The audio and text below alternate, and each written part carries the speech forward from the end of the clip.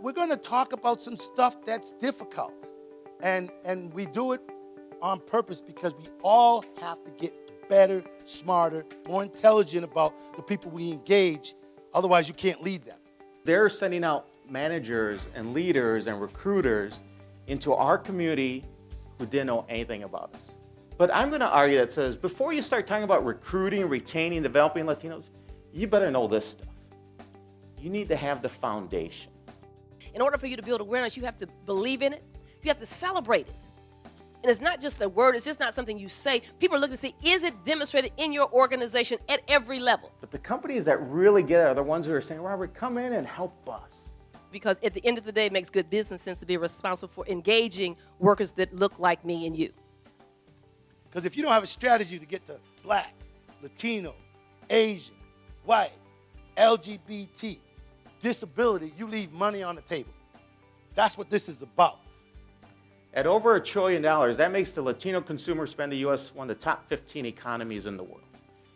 So there's lots of corporations out there who see the Latino community as a catalyst for economic growth.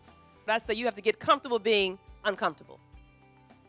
That's what these conversations do. So Black or African American, this is a question people say, so do I call you Black?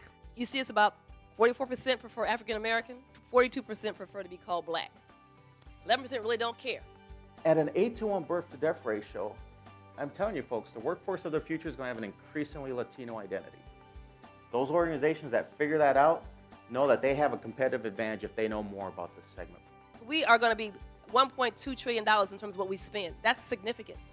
So at the end of the day, it's about the more you're able to get into my psyche and understand who I am and what I bring to the table, the more likely I'm going to spend more dollars in your establishment.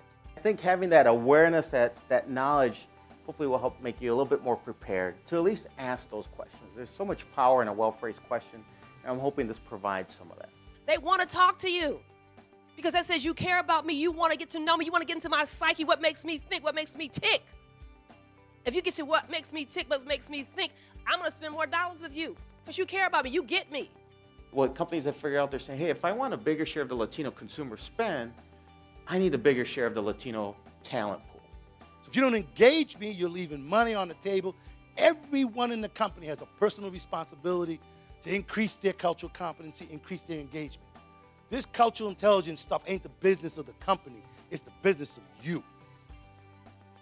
Today's event was awesome. I think it opened up a lot of conversation. We've had an opportunity to laugh and learn, because if we understand each other, then we can truly begin to make some changes. It's a phenomenal experience for me. I'm not in the hospitality industry, but the things that we're learning today are certainly things that we can share across industries, across organizations. This event really does take the diversity and inclusion journey to the next stage, and that is cultural intelligence, and that is learning and being able to communicate with one another so that we can create that great workplace.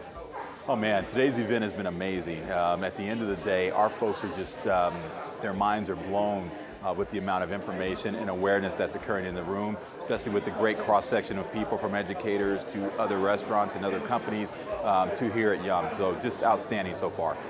One of my joys was the straight talk that we had today from both of our speakers. You know, you don't have to overcome any psychobabble or business babble. This kind of day really takes us a long way to better understanding how we can encourage people and support people as they develop their careers with our company.